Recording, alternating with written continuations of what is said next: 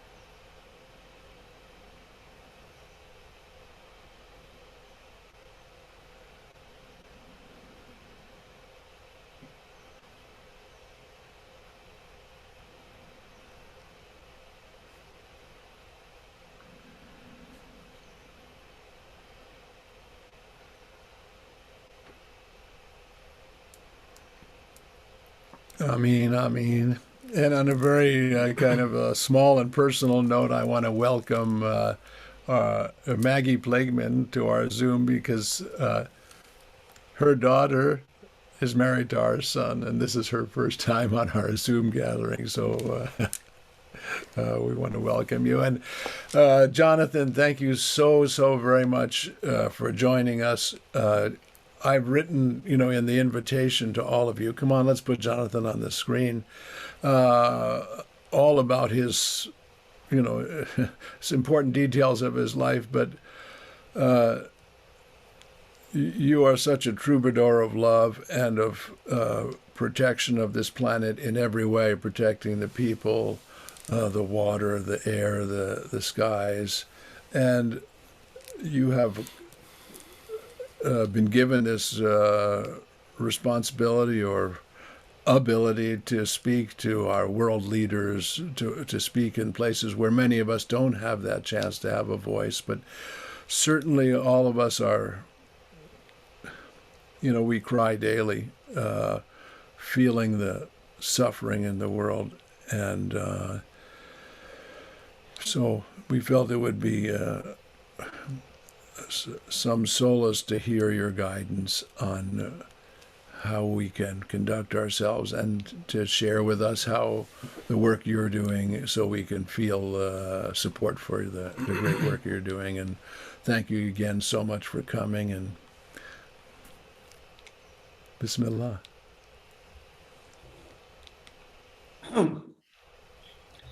Well, in preparation, I jotted down some notes because I wanted to make sure that I covered some points, and then I'll speak from my heart, which Turn it up a little.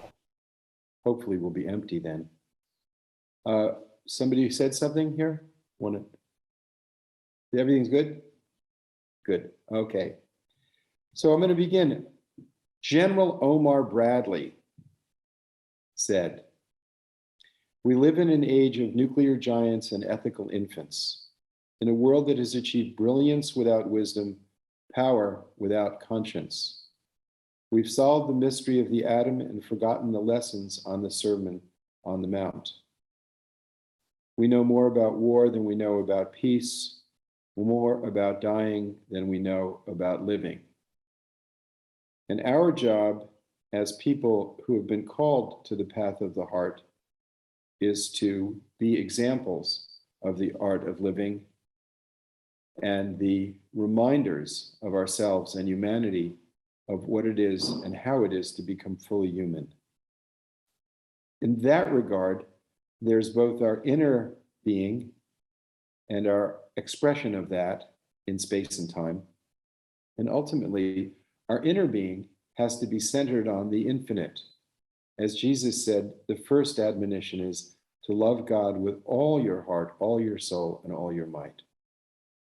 Thus, that we have to have a sanctuary within ourselves devoted explicitly and only to the source and sustainer of our being. We began this session with the invocation of toward the one, and the one is infinite, everywhere, always alive, always awake, always perfect, and always with us, and we live in it, and it lives in us. And that is the North Star of our journey and the source of our journey. And everyone is not called to this. Everyone isn't called to this teaching. It can't be imposed on anybody. It has to come from a calling in the heart. And I know I'm speaking to a community of people who've not only been called, but have responded with an affirmation of yes, which is something that the senses are hardly equipped to do. The senses always want something for themselves. The mind is the same way. The mind is always transactional, and desire is never satisfied. But the qualities of the divine, which are articulated in that wonderful book that Pir Shabda wrote on the names of God, symbolically 99 attributes that bring us into the one. Each of those attributes, when unpacked, liberates us from the illusion of desire and separation and affirms the capacity of Jesus' first admonition, to love God with all your heart, all your soul, and all your might. And the second, like unto that, to treat your neighbor as yourself, is the active part of it. And I would suggest that in today's world, neighborhood is not a physical location, it's a moral location. And never before has humanity had the ability to see itself in the reality, as the Upanishads say, the world is one family. And that is a reality that we all know. We don't believe this, we know this. We know this at every level. And now, for the first time in human history, it's very easy to know it in a physical level. But there's practices that help us to awaken that awareness. The awareness of the liberation of the soul, the transcendent liberation of the soul that transcends conditions of the love and centrality of God. There's a wonderful book on this subject called the Bhagavad Gita, in which a prince is about to go into a battle, and he speaks to his perfected guru, who represents the Nur Muhammad in the Sufi tradition, the illuminated emanation of God as the guide, and says, I'm about to go into a battle.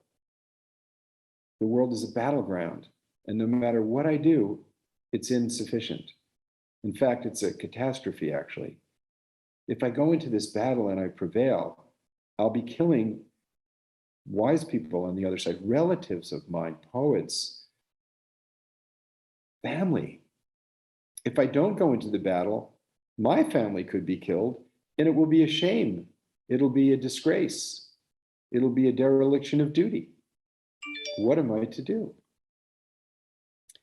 And the master right away says, you have to change your perspective. You don't know how you were born. You don't know who you are. You don't know where you will go when your body dissolves. And for where I sit, everyone's already gone. Everyone will be gone very soon. And you haven't fulfilled the main purpose you came here for, which is to know yourself and to know your God. And the book is a exposition of methods of coming into union with the divine in order to love God with all your heart, all your soul, all your might. So it's an exposition of knowing God through reflection and wisdom, knowing God through devotion, knowing God through selfless service. And at the end of the book, and there's different actually versions of it, but at the end of the book, the guide asks the student to look carefully at the guide. And the guide manifests, as the guide actually is, the perfection of love and beauty that we've just invoked is the description of Krishna, who is the illumination of 70,000 suns. And then the guide says to the seeker, you are that. Know yourself. You are that. And the secret of the Sufi of loving God with all your heart, all your soul, and all your might is the secret of the moth becoming the flame. It is the secret of the wave becoming the ocean.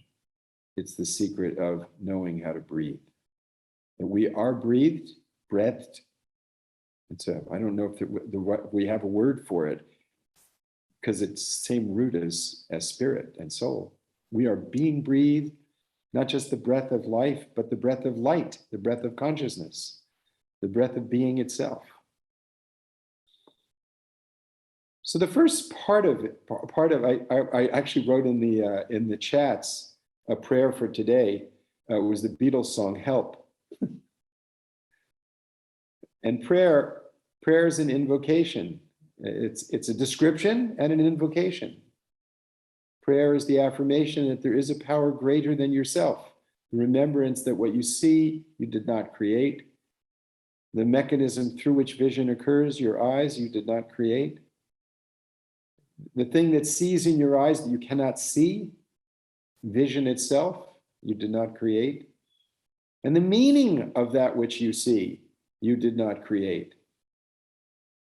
What did you create? A story about yourself that you cling to.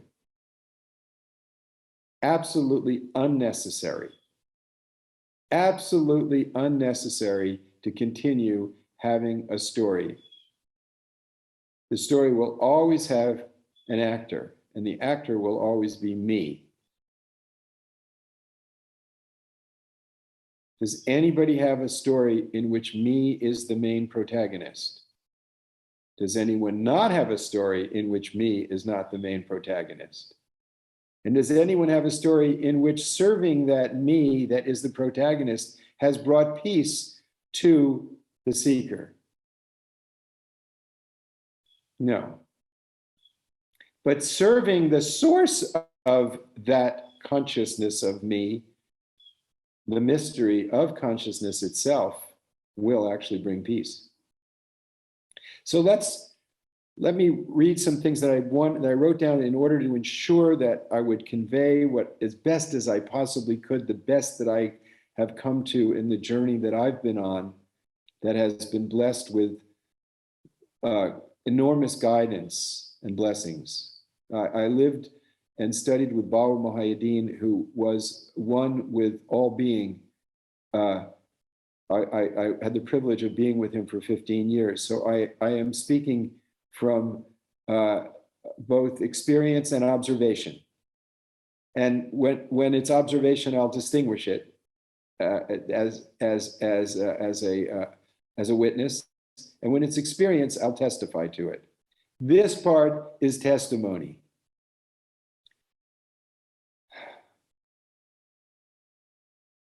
We are all interested in peace and security. Inner peace, the source of peace, is always an inside job. One aspect of a healthy inner life is prayer. Now, the evidence of prayer, if it's true prayer, is that it opens the heart to love, regardless of whether we pray quietly, out loud, within a tradition, or even out of a tradition. Facing east, west, up, or down.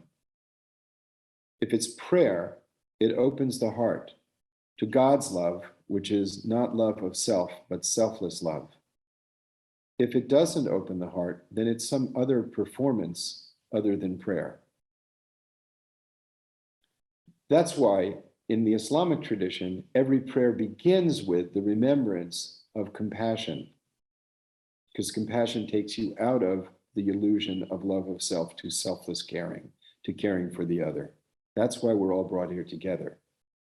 If God just wanted to make you around the story of me, he wouldn't have brought all these other people into the story. It would just be a place where everyone's like yourself. But it's not. We're brought here to learn from each other and to love each other. Now, the evidence of prayer is love, and the evidence of love is caring for other human beings and other lives. And the evidence of that caring and that compassion is service. And the evidence experientially of service is a clarity of conscience. And the evidence of clarity of conscience is inner peace. And inner peace gives us the capacity to receive wisdom, because wisdom is received, it's grace awakened. And wisdom reinforces humility and the realization that all and everything is a gift from God, and not something we can achieve through selfish, egocentric effort. And what flows from that is gratitude. And gratitude awakens a sense of praise, wonder, and deepening of prayer, which becomes a deepening of the process, this inspiraling inspiration. And when that takes place, a sanctuary within oneself that doesn't have fear, that doesn't have a story, that doesn't have time, can awaken. A sacred place, a place where the one is remembered. Without that place being established, everything we do will be tempered by the illusion of separation, which ultimately leads to fear. fear of loss, fear of shame, fear of ridicule, fear of death. So Bawa said, fear is a thief who is forever afraid of being caught, afraid of facing the truth. And the truth is, the thing that we're afraid of, the thing that we're protecting, we're going to have to give up at some time anyway. So in the Sufi path, we have to look at what is it that we're going to have to give up, and give up our attachment to it as soon as possible. So like everything that has a beginning and end, everything we're going to have to give up, including the thing of the me, the I. That also will be given up. Now, most people are very afraid of this process of deconstructing the illusion of separation from God because they don't really know God. They think that nothing will be there. They think that as the I diminishes, there'll be hollowness. On the contrary, the function of the door is its emptiness. The function of the path is to open the door. It's in shunyata, or emptiness, that the fullness of being arises. It's in nirvana, blowing out of the illusion, that the illumination occurs. It's in fana, extinction of the illusion, that the fullness of baka and permanence and realization occurs. It's totally different than the pursuit of the world. It's totally different than the pursuit of selfishness of any kind. And to amplify that peace that arises from this process that I've described, one has to bring it into action, because we're both human beings and we're also acting within space and time. We're perpetually in a dialogue between our finite being and the infinite source. We're perpetually in a love affair, because when God is in the oneness, there is only oneness. And we're created for the purpose of finding the hidden treasure, loving to be known, which is that oneness and that perfection. And it's the intention of that creative power to be known. That's why it feels so good to be in love. That's why it feels so good to be generous and compassionate. That's why it feels so good to be human. And why it feels so bad when you have resentment and anger and jealousy and pettiness. Just go through a simple thought experiment with me, if you will. Imagine tomorrow that you treat everyone without any recognition of their value, their sacredness, their goodness, and you just treat them to satisfy your most vile egocentric aspirations and your most lowest sensual pleasures, and just you treat them as means to your most despicable capacity for pettiness and selfishness and vanity. And then imagine how you would feel when you put your head on the pillow. Now, imagine another day in which you treat everyone with the same dignity that you would like to be treated with, in which you treat everyone you meet as part of your family, in which you treat everyone you meet with a recognition of their sacredness and divinity, in which you treat everyone you meet as a being who has the capacity to realize God, as which you treat everyone you meet with the realization that all awareness is God's awareness, and that the light in their eyes is the same light in your eyes, and that they just a little while ago were this pure, beautiful infant, and that soon they'll be helplessly awaiting returning to the one, and that in the meantime, they're breathing with you, and they have the capacity to love you, and you treat them that way. You don't have to tell them. It's your secret. That's what you want to do. You want to treat everybody with as much goodness as possible. And whatever you do, you're a teacher, you're a nurse, you're a garbage collector, you're running a country, whatever you're doing, you're treating everyone with that consideration. Now imagine how you feel when you put yourself and you put your head on the pillow. And just extrapolate that out for a lifetime. So don't put it off. Take the better choice Don't wait till close to the end to give up resentment. Don't wait till next week to give up jealousy. Don't wait till next week to give up vanity. Don't wait till next week to give up victimization and all the stories that give you reason not to discover that which is sovereign, which is your own humanity. So the beginning of prayer is Bismillah Rahman Rahim, or which isn't some people, for them it's really helpful to say it. For some, it's saying it as they think that's all you need to do. For others, it is actually opening the heart to compassion.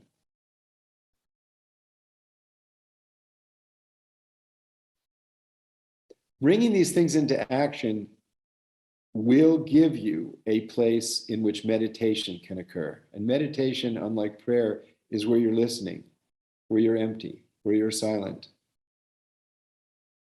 And that deepens the connection. Now, action. So, life, liberty, and the pursuit of happiness.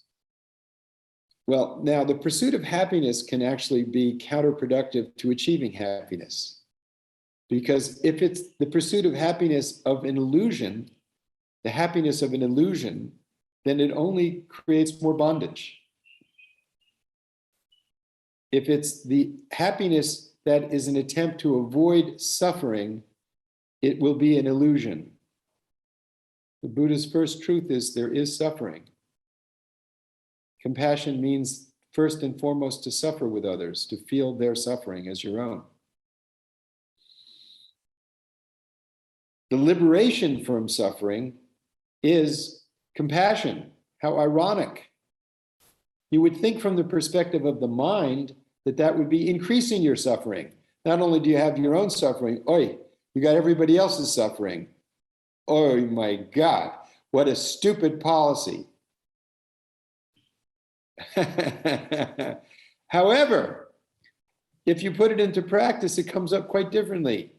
Because you feel it, you then become actively serving others, and their joy and liberation becomes your joy and liberation. And the wider the circle of your caring, the wider the circle of your liberation and joy. Whereas if you are selfishly pursuing happiness from the illusion of separation, the more you pursue it, the farther away you will get from it. The more you acquire, the more you'll have to protect. The more you acquire, it's kind of like this. It's about balance. There's a huge difference between having no bed and having one bed. There's a huge difference between having no bed and having one bed for happiness. But there's not much difference between having one bed and 5 beds, because you can only sleep in one bed. So that when you're acquiring more than is necessary and balanced, it can actually become a burden. But it really isn't something on the outside. A person's acquisition of property isn't what determines their suffering from property. It's the attachment. It's the attachment.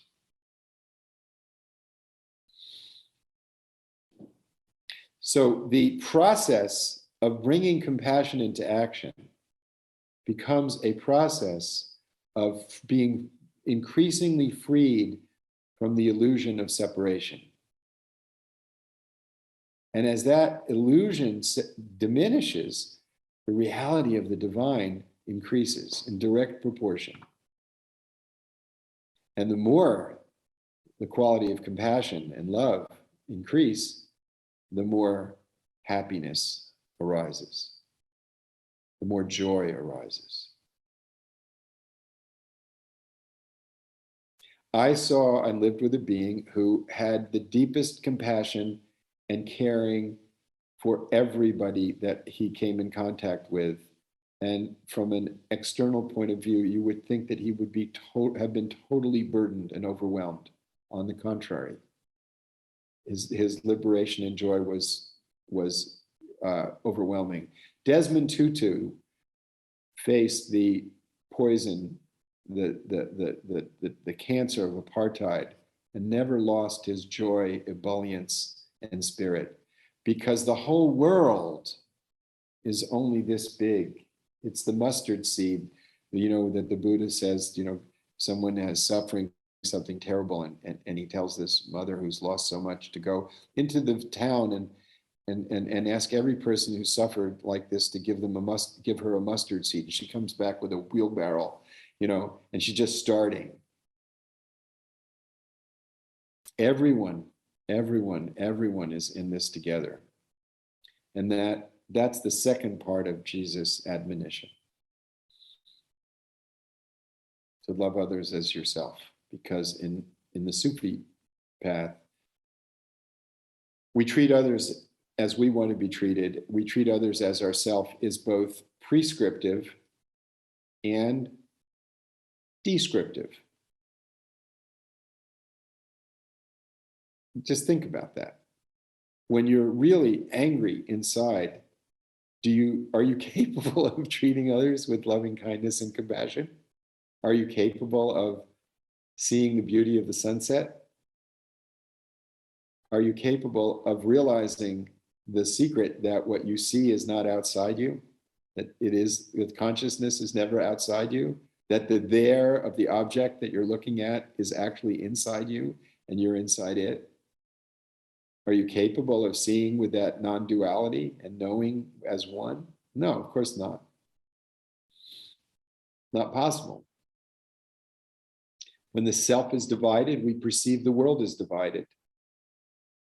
And when we perceive the world is divided, and we perceive it as entirely outside of us, then we don't feel any responsibility to develop peace within ourselves as part of it. Or we pursue peace within ourselves as if it were divided from the larger existence of being itself.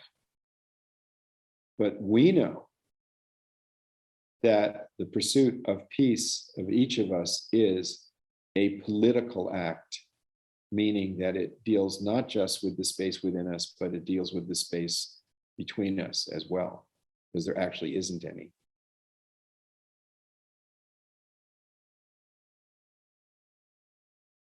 So when Muhammad is asked, would you like to be the king of everything or the slave, he, and Satan, the devil, in the archetypal story of, so like Jesus in the wilderness, it's basically the same story. You can have the whole world, and Jesus says to the devil, get behind me. And Muhammad says, I want to be a servant. I want to be a servant of what? Servant of compassion, a servant of love, a servant of the position of going behind the qualities that liberate you from the illusion of separation from God. The ego is still going to be there. The thief is still going to be there. But as Jesus says, he doesn't fight with the devil. He doesn't kill the devil. He just get behind me. I'm not following you. You're not the center of my existence.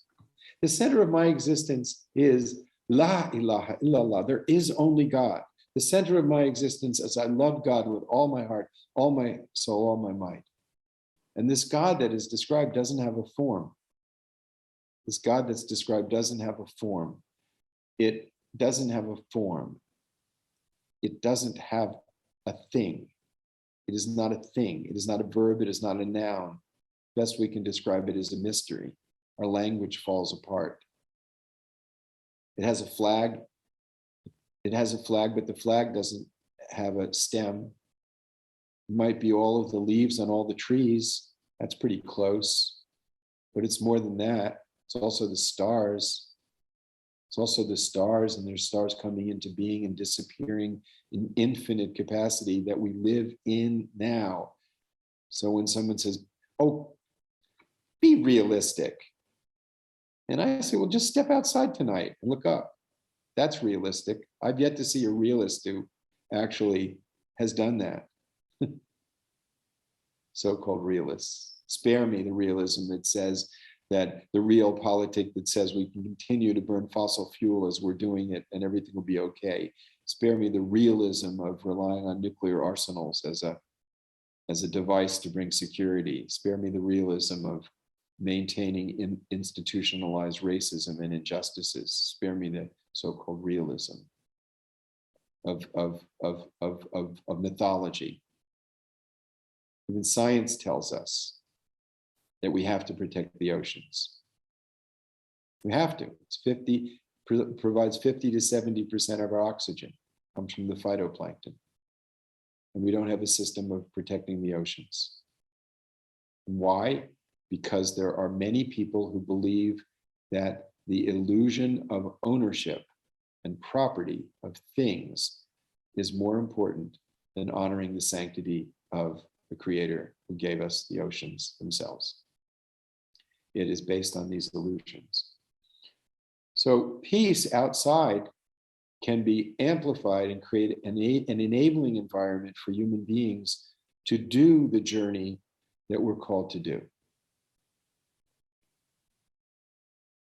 So when justice is brought into the affairs of humans, the presence of the divine is there.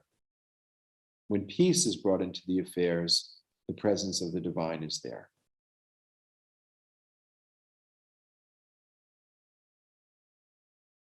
So I actually posted in the chat box a link to an issue that's really very much before us.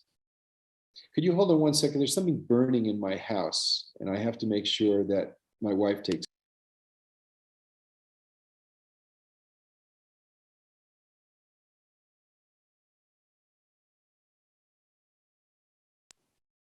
I'm informed it was a piece of bread that was burning in the toaster in 2 rooms from me, so I apologize. How appropriate to switch gears. Indeed, presently, the house that we all live in has a fire going on. The house that we live in has a fire. And we all of us on this call know the causes of the fire. And we have to start thinking of what can we learn from it. There's this couple of fires, actually. There's the fire of the injustice of a vaccine apartheid world, in which property is taking precedence over the health of many, at least 1 billion impoverished people. There's a poverty of the spirit, a poverty of the heart, a poverty of humanity. It manifests as a vaccine apartheid world. There is the poverty of wisdom, of believing in economic principles out of accord with the natural world, that our economic principle treats, our general accounting principles treat the natural world, the impact of business on the natural world in terms of accounting as an externality. And stock reporting, or how businesses report what they're doing, doesn't take into accord their impact on the natural world. It's only their impact on markets, which is something we create mythically. It's a myth. It's a shared myth, and it allows us to do things, but it's mythical. Or producing weapons, which have become so burlesque that the more we perfect them, the less security we obtain. And much of the tools that we need to constrain and direct our conduct relates to the rule of law. So one of the tools of that is sanctioning or preventing behavior that we find unacceptable, that is inhumane. All right. So in the scriptures of so many of the religions, there's prohibitions against having sex with animals. Now, if we were to start like writing statutes ab initio today, just blank paper, we're going to write some laws of telling people what they can and can't do. That's just not acceptable. Obviously, murder would be in there. You can't murder people. Your partner cheated you in business. Your spouse lied to you and was unloyal. You can't murder them. You'd write that in there. But you probably wouldn't think about telling people not to have sex with animals because people are just not interested in doing that anymore. There's a taboo, which is even stronger than law. You wouldn't have to do it. So you have to write things about things that people would otherwise do to prevent them from doing it. But we don't have a strong enough international criminal system to sanction the behavior of heads of governments who violate our most fundamental principles, such as wars of aggression or genocide. We don't have compulsory jurisdiction in the International Criminal Court yet. We need it. We don't have compulsory enforcement of the dictates of the International Court of Justice, which this week ruled that Russia has a legal duty to remove itself from the Ukraine. And most people don't even know what the International Court of Justice actually is. There is an International Court of Justice. There is an International Criminal Court. So before we get into more of a dialogue, and I have spoken quite a bit, and I apologize, but I really thought it was just such a joy to be able to speak what I know and what I feel and what I believe so strongly is of value, to just talk about the most valuable things a little bit. That you know, like in the Jewish tradition, they had these mezuzahs, these things on your door when you come in there, and part of it is you're supposed to talk about this stuff all the time and think about it, the stuff that uplifts us, the stuff that reminds us of our human potential. So I gave you a link to an op-ed in the New York Times from a little over 20 years ago, which is not, you know, which is yesterday in real social change time. And there's a lot in it, and I'm going to unpack it for you, and you'll know why. You'll see why I did it.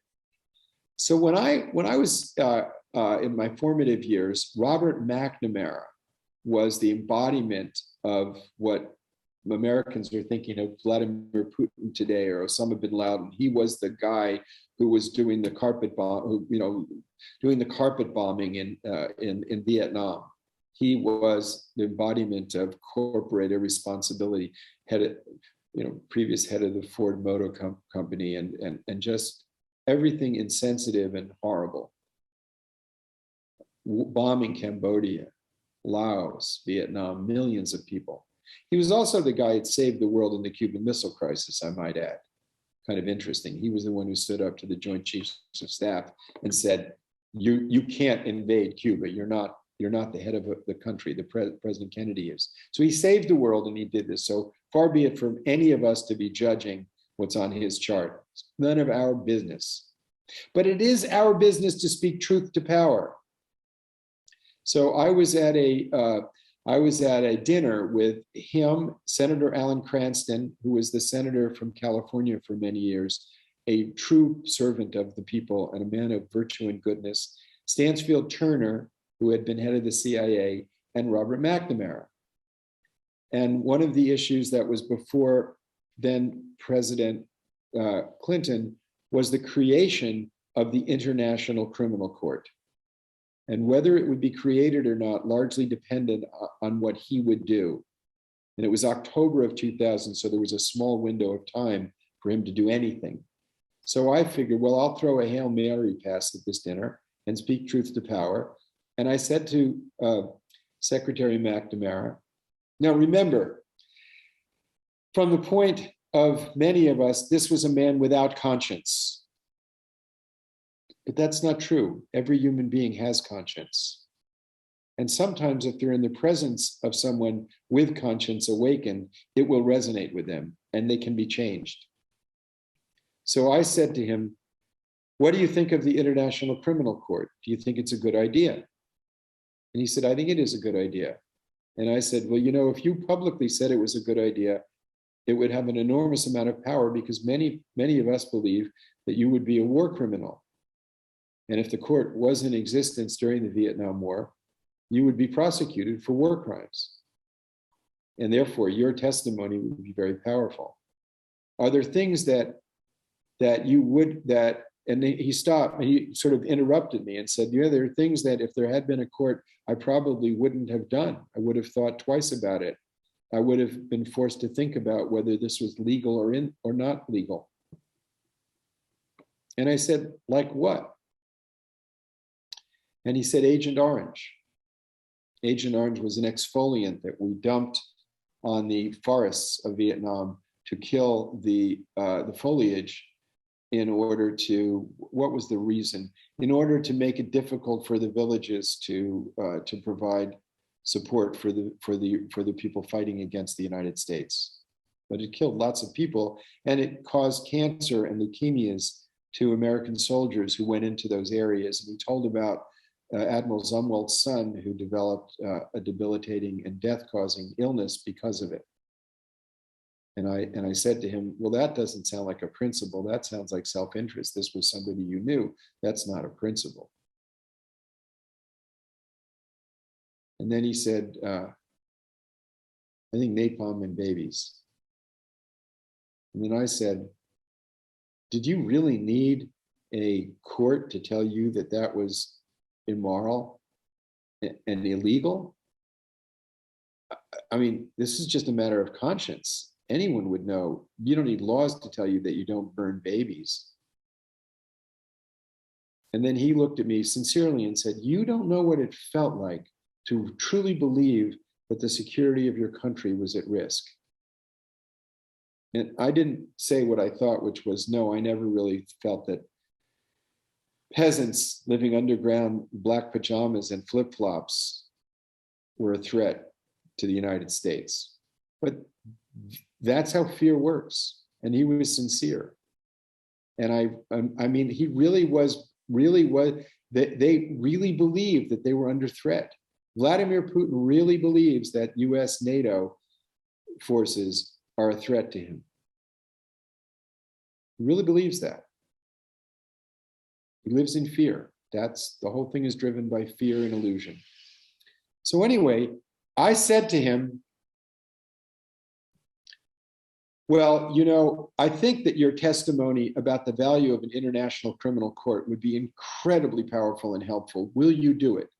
And then he said, well, Jonathan, I'm not an expert in international law. And I wasn't an expert in international law at that time. I since have become one, but I wasn't then. I knew a little bit, but not an expert. I taught it now at law schools.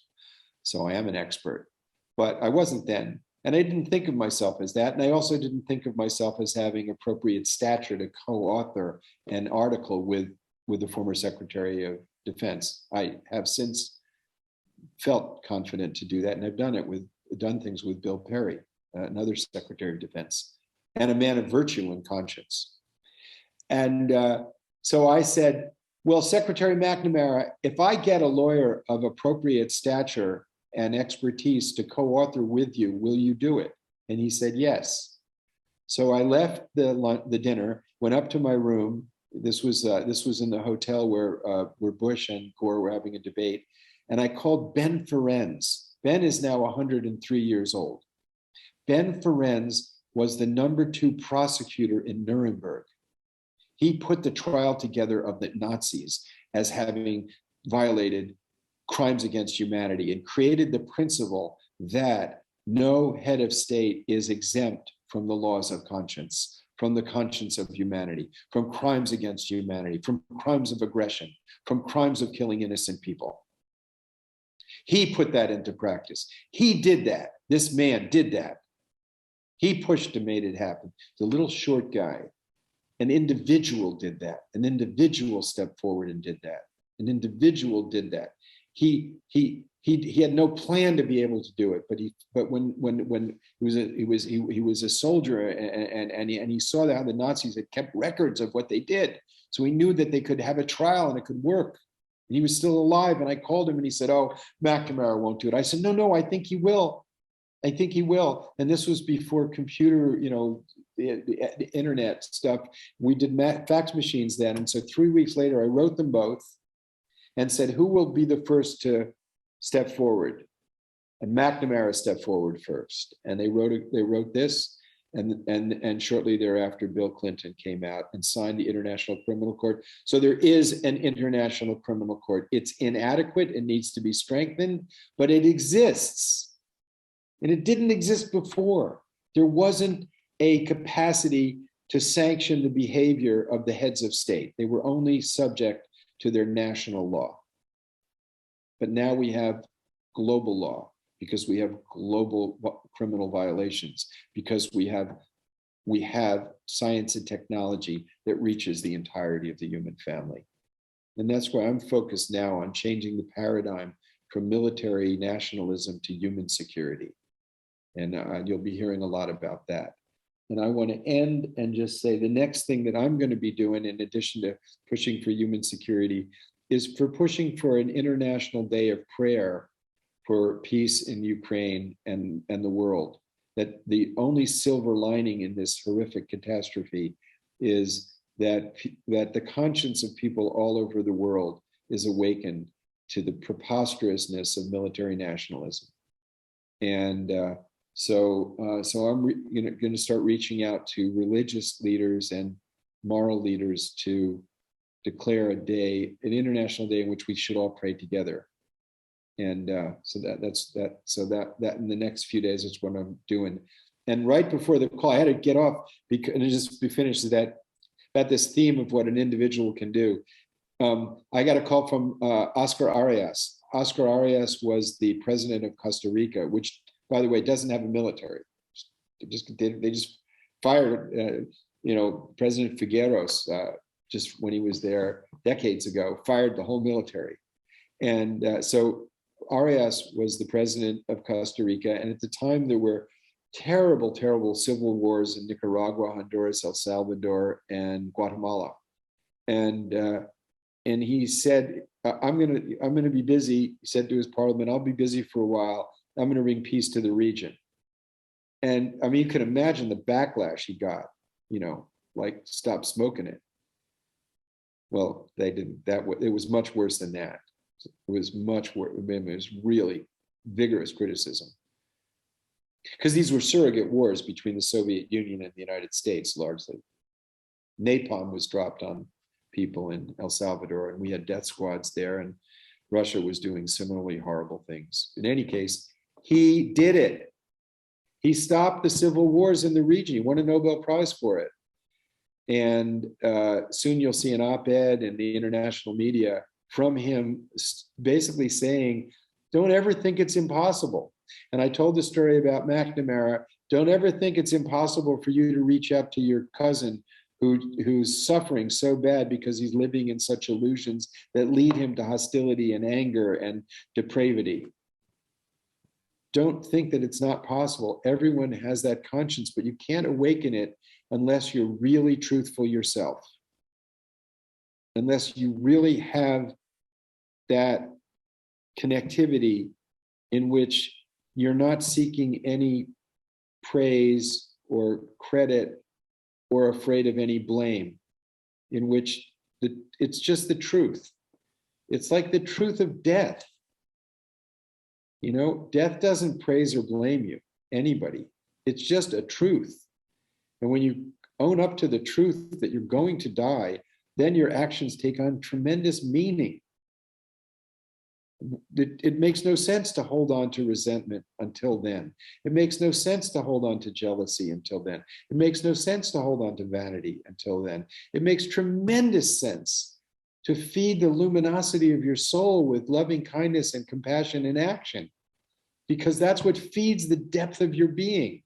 And once you realize your mortality and that truth of death, that truth that's before us, then you want to feed the soul, and the soul grows in health and presence by the divine qualities. Yahak, truth matters. So that's what I wanted to share. And now, Shabda, could we be more interactive? Yes, we could. So, wow. Thank you. Wow. Yeah, thank you. So, dear friends, in order to somehow make the Q&A session workable if you would be kind to send your questions to me, Pir Shabda. It says #1 Pir Shabda through the chat, and then I'll somehow try to curate them. And meanwhile, Jonathan, someone had heard us chatting about that method early in the call when we were both on, and so I already have a first question here. Well, I've got to say the first question is how we can all. This isn't what the question is. I will read the question, but how do we each address the world today and the extraordinary suffering that's going on in terms of the nationalist, the way you described it, nationalist military invasion of Ukraine. But okay, so let's go there first, and then I'll go to this next question, and so maybe help us. How do all of us feel this, deep sadness, sobbing inside, trying to carry on our lives in the way you've spoken with loving kindness and compassion, and still feel like we can contribute. So. We make prayers, aspirations. We send you all our strength and love for the position that the universe has placed you in, to be our voice piece where you are. So I know I speak for everybody here that we are with you 101%. Well, okay, thank you. Well, those are two things. One is how can you help me do what I'm doing? But I think the other question is more important. I can't keep your phone open, so sorry. Carry on. Yeah. Okay. So the first part of the question was, what can people do? But first of all, the Sufi Ruhaniyat order is not a political order. So as the Sufi Ruhaniyat order, the answer to that question is do the work of realizing that every person lives in God and God lives in them. That we are one, bringing the invocation that began this meeting into a living reality in the very fabric of everybody participating in the Sufi Ruhaniyat order. That is an acupuncture point, if you will, in the body politic of humanity. That if everybody in the Sufi Ruhaniyat order realized the liberation of Hazrat Inayat Khan, whose picture I think is no, it's not. That's not the one behind you, but it's in your. It's all over your house.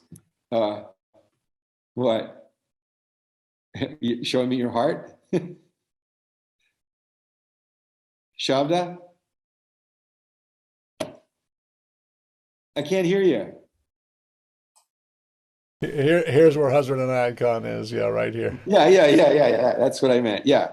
If everybody came to the same sense of service and wisdom that he did, that's the most important thing that the Sufi Ruhaniyat order can do. But the people in the Sufi Ruhaniyat order and other people watching this have a variety of skills. So I'm going to give one thing is everybody in a democracy has moral agency. And yeah. Okay. So everybody has moral agency. And the way his daughter expressed moral agency is that she was a fighter in the resistance against the Nazis, and she suffered the ultimate price for it. And another son who became a Sufi teacher, another child, Pir Vilayat, became a Sufi teacher. Each of them expressed what they learned from their father in an appropriate but very different way. So I think as our moral agency in democracies, we should ensure that every political leader is forced to answer three questions. What are you doing to protect the climate? What are you doing to eliminate poverty? What are you doing to eliminate nuclear weapons? And all three of those require a change to cooperative security from military nationalism. You can't address any of those three questions without changing how we spend the state's money, our money. Don't show me your don't tell me about your values, show me your budget. That's how it is. And the third question everybody should ask, and this is a personal question, is, have I pursued and found the highest love and virtue within myself and found a way of bringing it into action today? So in whatever skills you have developed, whether it's finance, whether it's music, whatever it is that you do with your time, whatever skills you have, not only making them useful to do justice as an income to your family and yourself, but also how to use those skills for the benefit of your nation and the world. And make that a real intention. I can tell you that intentions actually change perception. From perception, opportunities arise. And I also think there's a hidden hand.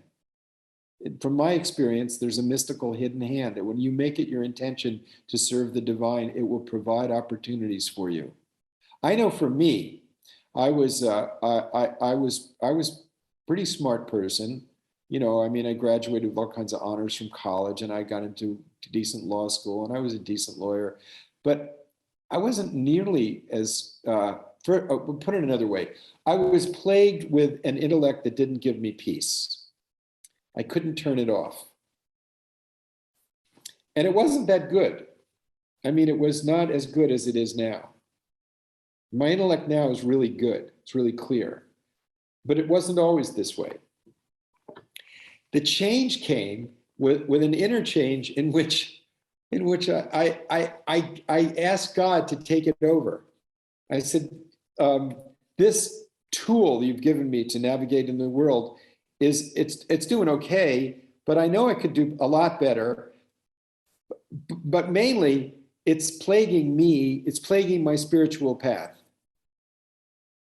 It won't shut up. It's making judgments about things that are outside of its purview, outside of its jurisdiction. It's caring a lot about what other people do, what other people make, how other things look. And it's just, and creating scenarios and stories. Oh, this could happen, that could happen. Oh, this happened, that happened. He did this, they did that. It just wouldn't shut up. But once I said to God, deep in my heart, please use this tool for love, for wisdom, for you. It doesn't bother me anymore. I have no way of describing. I haven't actually delved into the technology of God's takeover, but it's, well, I mean, I guess it's like when you fall in love, you know, you don't know how that happened. And all of a sudden you just all of a sudden care about another human being a great deal, you know. It's just, how did that happen? I mean, every mother knows how fast you change from, oh my God, I can't possibly do this, and why does it hurt so much, to, oh my God, look at this baby. It's unbelievable, it's beautiful. It's like within like 5 minutes from hell to heaven. And how does that happen? Well, this was kind of gradual, but it's the same thing. It was like birthing something that was incredibly painful for me. And then I let go and something was birthed. And it was me. It was about my something very close to my identity, my intelligence. I mean, some people, their physical prowess is closer to their identity. Other people, I know Shabda, I've stayed at his home, and Shabda has a love affair with sound every morning. You know, that's where I don't know if everybody here knows, he's a master musician. And he's not just a musician, he's a master musician. So he goes into the source of music, which is sound. And the source of sound is resonance. And resonance is the vibration of all creation. God creates everything through resonance. And he uses that I better to bring stop you himself here. into resonance. and it's really beautiful. For me, so it's beauty. So he follows God back to beauty. You go into his backyard and it's like, it's a garden of paradise. Or you look at Tamam, and if you want to know what Shabda's qualities are inside, look at Tamam's face. And likewise, You know, they practice love in action in their home. And that is the best thing everyone can do first and foremost, is make that commitment inside to take the skills and benefits that God has given you and dedicate them to taking care of yourself, your family, your nation, and the world. But mainly, you could do a shortcut and just dedicate them to God. But not a God of your ideas, see? Like, that's not God, that's you. Not a God of your mind. That's not God, that's your mind. And that's the common practice of the world. People are actually worshiping an image in their mind. But the power of love that springs forth in the mother when they look at the baby's eyes, that love that says, I'll give everything for this life. That love that says, I'll give everything for you. That love, that love, just a little bit of that love is transformative. And then whatever you're doing, you will do it in such a way that it will be a blessing. So that's not, it's not policy I'm talking about, and it's not talking about joining a political party. And then, so then you asked about, supporting me. Well, I have an organization that used to be well-funded in the field of disarmament, but disarmament's not really very much in vogue anymore, but I still think it's the North Star of, for me, it's disarmament in the heart and disarmament in the hand.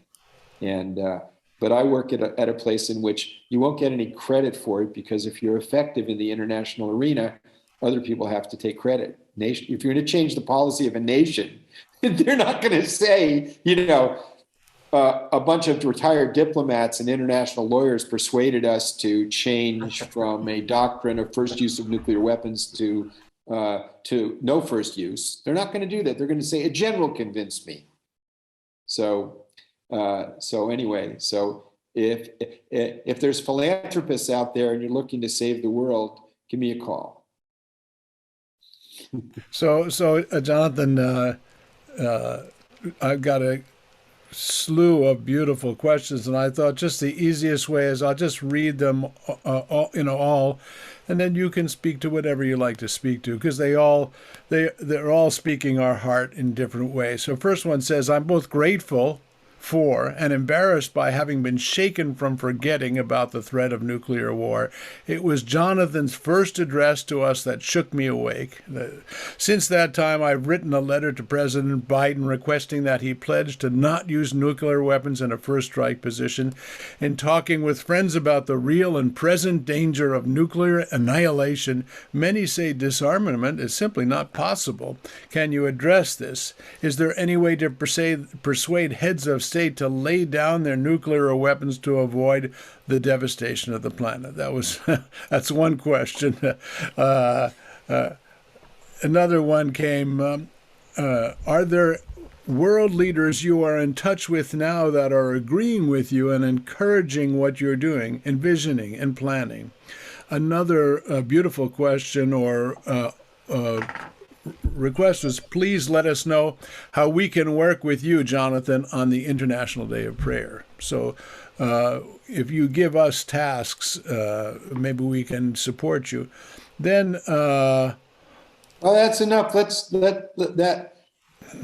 Can we do that's more than enough. Oh, there's more than enough. Let me just, I'm going to put them, there's three more, so let me just put them into the space, because they're all, another one, why didn't we care about what Putin did in Syria, but we care about Ukraine? The next one, thank you, Jonathan, for doing what you did when you found yourself at the table with Robert McNamara in the spirit of, quote, tend to the area of the garden you can reach, end of quote. Can you suggest some tangible ways those who feel called to help the Ukrainian people right now be the most effective in doing so? And lastly, if fear is like a thief who's afraid of getting caught, what is Putin afraid of? Okay, so that you're right. That's overwhelming, and I don't mind. I'm sure everyone here would be delighted. Well, you can go as long as you'd like to go, and you don't have to answer any of them. Or yeah, just speak what's coming up. Thank you. Thank you, everyone, for your questions. So so the first one was about nuclear weapons and the possibility of disarmament. Well, it's important to understand that disarmament is not an event. It's a term of art. And the duty of nuclear disarmament is embodied in a treaty called the Nuclear Non-Proliferation Treaty, which is the third most important legal instrument of the 20th century, the first being the UN Charter, the second being the Universal Declaration of Human Rights, and the third is this document that has been very effective in constraining the proliferation of nuclear weapons. It arose shortly after the Cuban Missile Crisis, in which the intelligence communities of the then Soviet Union and the United States both asserted that absent some constraint, there would be dozens of nuclear weapon states very soon. Well, there aren't dozens of nuclear weapon states. There's only 9. And 96% of the weapons are in the hands of 2 countries.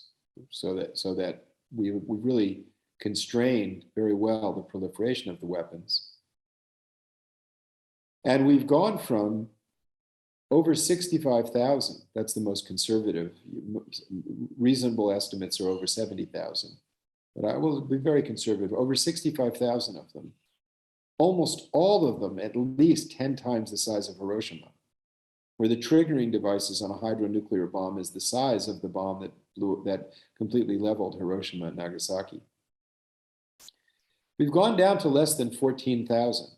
So we've diminished them by over 80% based on the legal agreement to do so. That's not insignificant. But more significantly, under the terms of the Nuclear Non-Proliferation Treaty, which ironically in January, Russia, the US, France, the UK, and China all publicly declared that they only have the weapons for defensive purposes. Obviously, Putin's gone off the rails. I mean, he's threatening to use them now. And I don't see it as defensive. There's no way. In fact, the idea that there's absolutely no, it was as his claim for defensiveness is as real as the claim of weapons of mass destruction that Cheney and Rumsfeld made to justify the US invasion of Iraq. I think Iraq is a better contra to Syria, to juxtapose than Syria.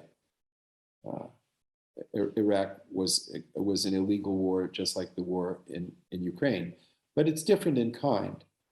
The United States never intended nor wanted to annex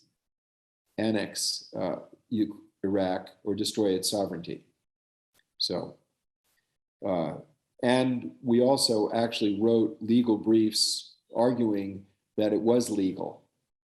The briefs are pretty lousy, but but at least we didn't challenge the legitimacy of international laws and institution, which Putin has clearly done.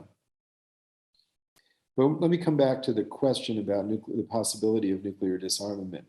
So in the Nuclear Non-Proliferation Treaty, there's an agreement that every 5 years the treaty would be reviewed for progress on the disarmament equation. This process was invigorated after the treaty was indefinitely extended in 1995 because it had within it a provision that after 25 years, it entered into force under Richard Nixon, by the way. And by the way, Richard Nixon also brought us the Biological Weapons Convention. And Richard Nixon also brought us the Environmental Protection Agency and the National Environmental Protection Act, and also the Anti-Ballistic Missile Treaty. He wouldn't even make it through a primary in the Republican Party today. They'd call him a communist or something. In any case, the treaty had within it a provision that after 25 years, it would be reviewed and decided whether it would be extended indefinitely, terminated, or extended for another period of time. And part of the bargain for the extension was a review process that every 5 years, the process would review the progress on disarmament and commitments would be made. So over 191 countries have committed to the steps leading to disarmament. And those steps strengthen everyone's security, strengthen the rule of law, and don't diminish any country's security. So those steps involve a banning of any further testing of nuclear weapons. Well, we've had a moratorium on testing, and all of the countries within the Nuclear Non-Proliferation Treaty have adhered to it. Pakistan, India, and North Korea are out of the treaty, as is Israel, but every other country in the world is in it. We haven't been able to get a ratification in the United States because of the toxicity of our domestic partisanship. But the Defense Department has not tested and is not clamoring to test, so the norm is there. An agreement to negotiate a cutoff of producing any more nuclear weapons capable fissile material. A strengthening of the international atomic energy safeguards. An inventorying of all nuclear materials and safeguarding them. A lowering of the posture of the weapons in policy. That's where no first use comes into play. We haven't done it, but we know the roadmap. So in answer to the question, the roadmap is there.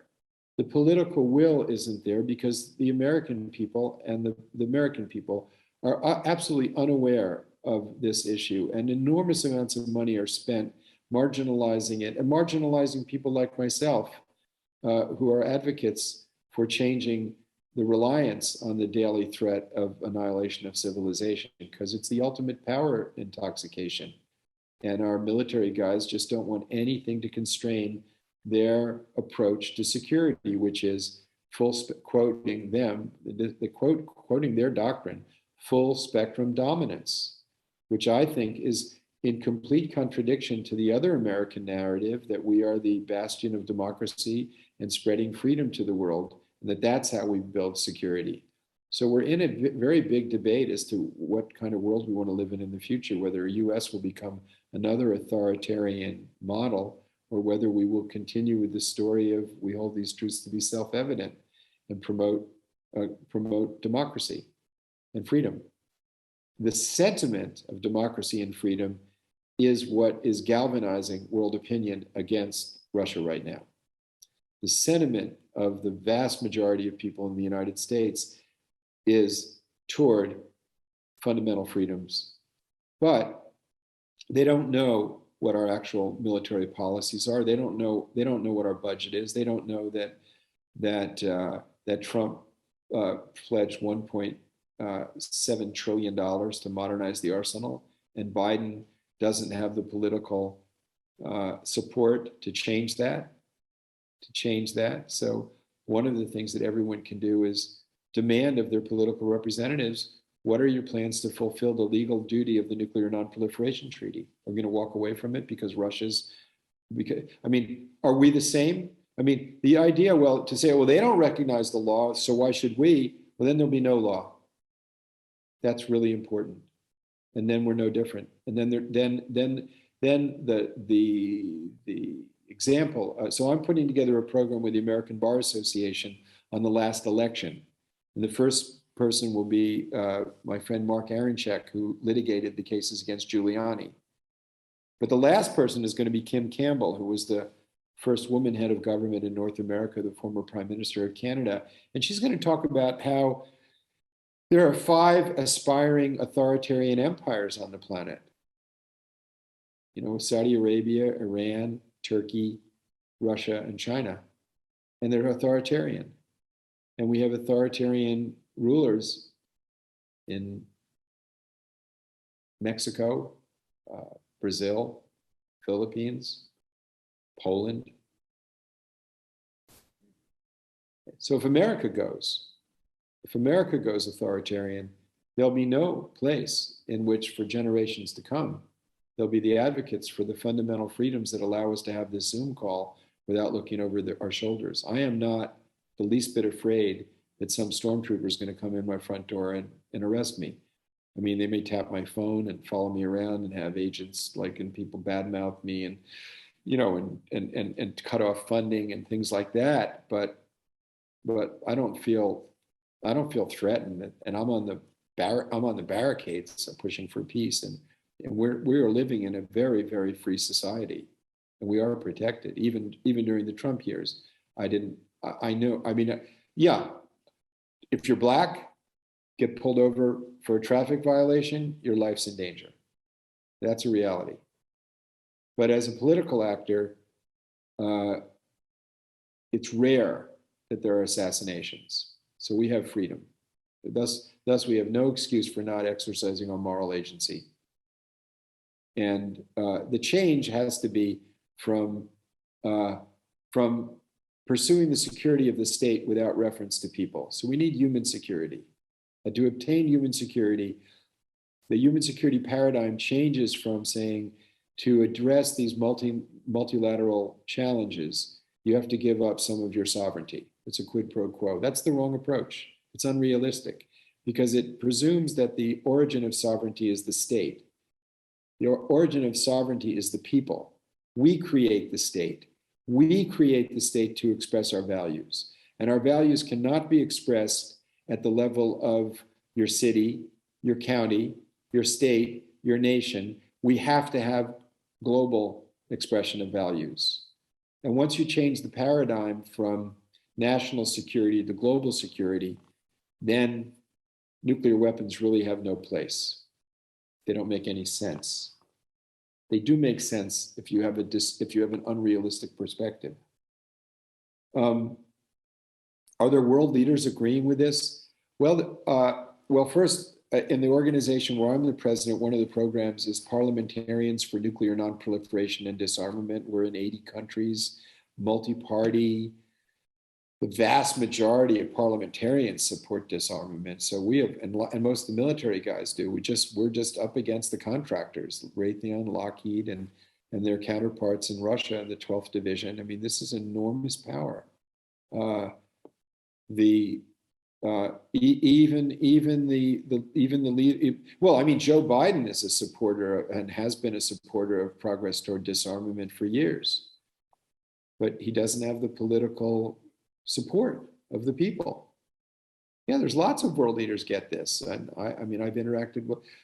My goodness, just a few weeks ago, I spoke twice in the General Assembly Hall at the UN. It was the meeting of the Interparliamentary Union, the heads of the world's parliaments, and there was a few seats from me, the head of the chair of the Russian Committee on Foreign Affairs, who used to be the deputy foreign minister. We were talking about the need for disarmament.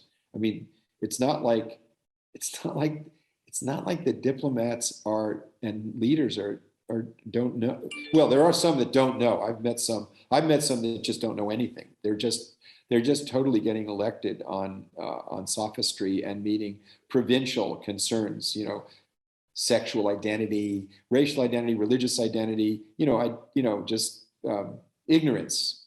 But most are not that way. Certainly the diplomats are not. But what happens is at the places where decisions really get made, the Roman adage still has power, which is the generals come in with their fancy outfits and act like they know what they're doing. Listen, it's only through power that security is obtained. The precondition for peace is power.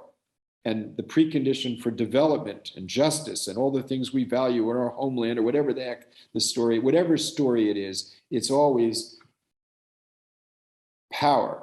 Military power is what brings peace. And it goes back to a Roman maxim: prepare for war, receive peace. Prepare for peace, receive war. It's Thucydides' dilemma. It is the belief that weakness creates incentive for either striking first to compensate for your weakness or being struck first because you're weak. And therefore, the only way of preventing it is by military strength.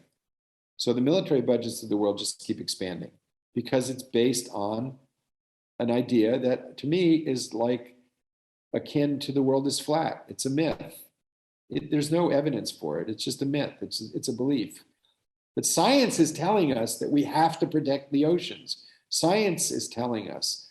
Science is a way of knowing the natural world, is telling us that political model is not able to do the first duty of every state. The first duty of every state is to protect its citizens. And it can't be done without a new level of cooperation. And of course, this is what Martin Luther King said in his Nobel speech, but we never hear the Nobel speech. Oh, by the way, if you want to see something really inspiring, if you go to the Global Security Institute, you can see the link to a dialogue that I did with Clarence Jones. And who is Clarence Jones? Clarence Jones was Martin Luther King's speechwriter. So like when I met him, I thought to myself, oh, I thought that God was Martin Luther King's speechwriter. But the fact is that God, and then I said this to him, I said, but God can be writing speeches for everybody. You know, not even just like, you know, heroic visionaries. But anyway, Clarence Jones is such a visionary, and he was involved in that speech. And Martin Luther King's Nobel Peace Prize speech is where he lays out everything I'm talking about is laid out in there. I mean, in terms of politics, it's really, really, I commend it to everyone's attention. Let's see. Putin, yes, Putin's afraid. Putin's afraid because we've surrounded his country with military bases. When the Cold War was ending, assertions were made that NATO would not expand. NATO expanded. NATO went into Libya under the doctrine of responsibility to protecting the citizens of Benghazi from rebel attack and slaughter, and it went in and did a regime change. The Russians said, "We don't trust you. We think that you're going to send NATO in to do that," and that's what it did. The Russians saw what we did in Afghanistan, $2 trillion in military expenditures, when a mere pittance of that would have built schools, roads, and hospitals and changed everything. But they don't look and listen to our political class. Their security people don't look at the statements of our politicians or their advertisements for Pepsi and One World of Love or anything like that. They look at our military, what our military does. They look at what our military says it's going to do, and it looks at what our military actually does do. And they know that it was our military planned the invasion of Iraq and said, you can win.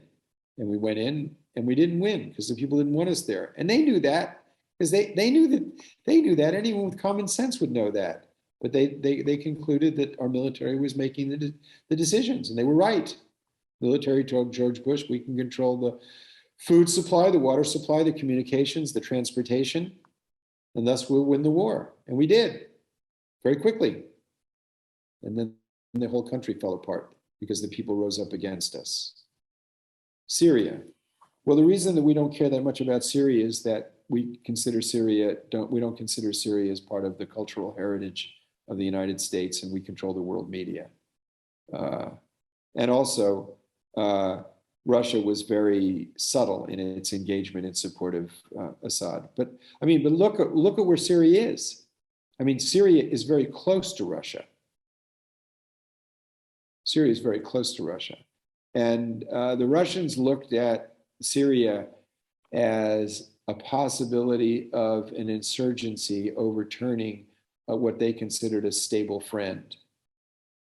And they saw that within the insurgency were a lot of radical groups that were unacceptable to us as well. So Syria is much more complicated than Ukraine. I mean, Syria is a very complicated dynamic where there were, ISIS groups attacking Assad, et cetera. And then there were, the Kurds attacking Assad, were trying to create a liberal democracy.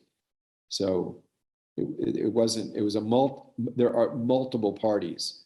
However, it was probably the soldiers from Chechnya that were sent in by the Russians that were the architects of the destruction of Aleppo.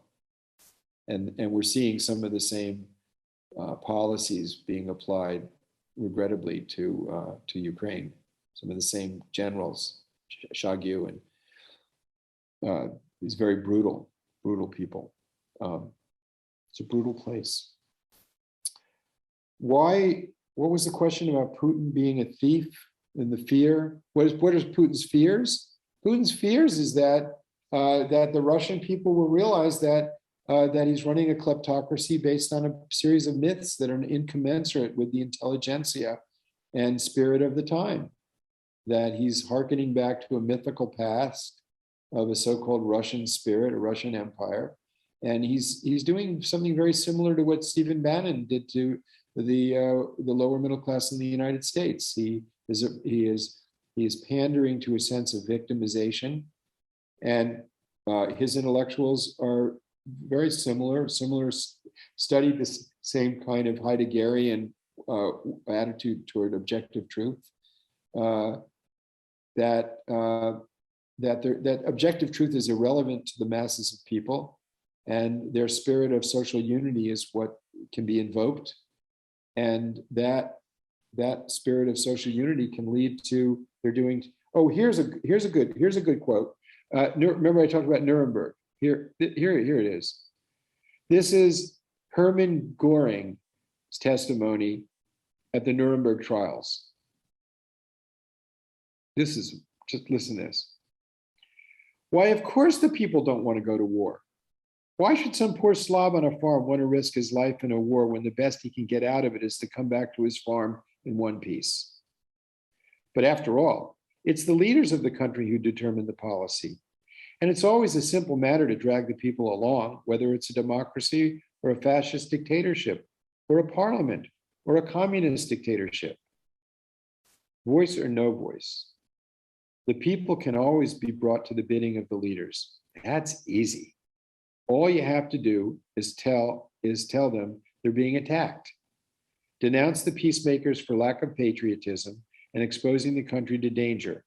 It works the same in any country. That is what Göring's defense was at Nuremberg. And that's what we're faced with today. And, in America, we know the majority of people's hearts are in sentiment with us. And what's at stake right now is protecting democracy. I mean, we have won the culture war of the 60s. We have won it on gender equity rate. We've won the sentiment. But there is a well-funded conspiracy of the right-wing, supranationalist, ideologically driven minority that has created vast disparities of wealth and injustice. And very simply, their narrative is property rights are more important than human rights. We put property above people. And we start out with the premise that people, human security is where security begins, not with things. So it comes back to the core principles of inner and outer peace, and bringing the principles that you can find within yourself into our political institutions. And I regret that there are very few people in our political dialogue who have had the liberty to sort of think through what I've just expounded that seems so self-evident. They just don't have the time. They're out raising money all the time, and they're out trying to be popular. And they can't appear too lofty. We have a cynicism. It's ironic. We have our religious leaders of whatever ilk are extremely utopian, and extremely large scale in their talking without very much on the ground. And our political leaders dramatically avoid explaining the principles behind liberal democracy to the people. Like why is it important that we have our capital markets free for the middle class, and that the capital markets are not dominated by a handful of people? The reason is that if there are more people with opportunity, there's more people with moral legitimacy, with moral agency, a sense that they can engage in governing and hold government accountable. That's what you lose. That's what you lose when you have great disparities of wealth. You lose the voice of the people. Well, wait, one second. Yes, the most important, I want to finish with this. I want to finish this idea. The other side of that is we don't just talk about human unity. We talk about the underlying unity of being, and that's a truth assertion. Human unity could be understood in lots of different ways, of like people getting along, working better together. It can be interpreted as a utilitarian assertion. But we're making a truth assertion, which is there is a oneness that underlies all multiplicity of lives, that we are all connected at source, and therefore we are responsible to source, and therefore we are responsible to one another, regardless of beliefs or high or low, black, white, gender. We don't recognize identity politics. We identify the sanctity of the entire human family, regardless. And that's a truth assertion. And then we take it the next step, which is as you come closer toward the one, to realize this, not only are institutions enhanced, but we find the richness of this breath, the richness of our own love, the richness of the people we're with. And it is the North Star of every moment for us toward the one, because the one is real. Thank you, Shanta. Oh my gosh. So I was going to say that we have all taken up residency in your heart, and you've taken residency in all of our hearts, but it's much bigger. It's just exactly what you said. There's one heart, and every particle of every being and every heart and every feeling is the residency, in that residency of the one. And thank you for bringing us a little solace and a little direction in this confusing time of history. And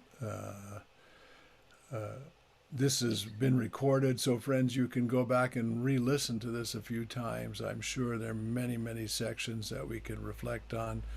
Thank you all for bringing your hearts. Jonathan, thank you for the work. Could we end with a prayer? We must. So why don't you, if you've got something special, then we'll do one we all know after that. So go right ahead. Oh Lord, who created us, put us together, who gives us the sensitivity to feel the moment. In many ways, our hearts are broken because we see the reality of ignorance in practice and fear in expression, where bullets become verbs and the sanctity of the newborn is ignored. The caring for the infirm is ignored, and the violence of the vile is expressed. We pray that we have the wisdom to not turn away from this reality, but that our beings reside in you, that our beings reside in the liberation of infinite joy, infinite grace, and infinite goodness. That we live the teaching of surrender, knowing that every life will come back to you, and that ultimately its judgment will be in your hands, not ours.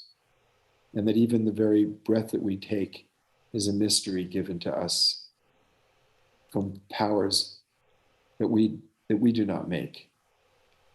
And we thank you for the guidance of the wise, of the Qutubs in the Sufi tradition of Hazrat Inayat Khan, Baba Muhyiddin, Khaja Moinuddin Chisti, Jalaluddin Rumi, the prophets of our tradition of unity, the wise, the rishis. But more importantly, we thank you for the people that you give us in our lives to learn with and from. Not just the great liberated teachers, but the brothers and sisters with us. For we have learned from the great liberated teachers that they place no one below them, and they place no one above them, because they have found the one within themselves. And we pray that you give us the eyes to know that which is seeing, which has no form, the touch that can touch what touches, that can't be known from the touch, and the knowledge of consciousness itself that can never be known as an object, and the miracle of light within our being, the light of the soul, and the miracle of the love that brought us here together. Please increase our love such that we do not ever turn away and that we never go back to sleep. Please increase our love so that it heals, so that it is forever present and resonant in our cells, in our breath, in our thoughts, in our intentions, and in our deeds. All praises are to you, O glorious, mysterious giver of life. Amin, Ya Rabbi al-Alamin.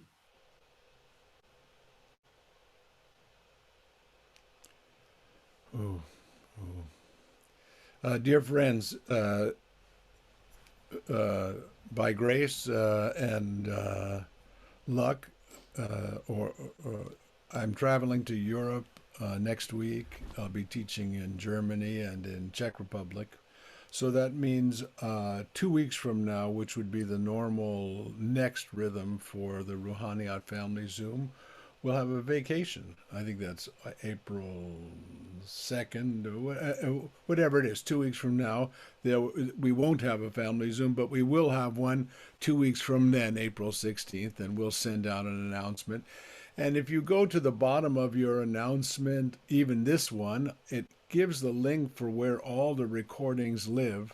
So you have to give Rahima, who's our brilliant administrator and facilitator, a day or two or whatever to get this recording up there. So you don't need to write me to say where will it be. It's the same place where all the others are, and it'll be up in a couple of days. If you don't see it immediately, it'll be there on your next look.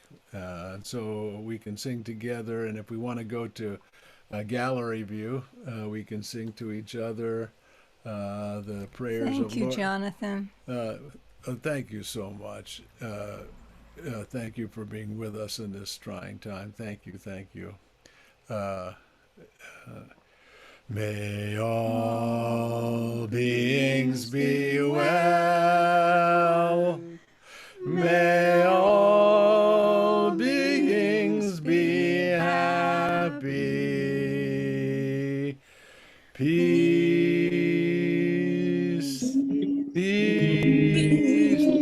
Wait, let everybody unmute.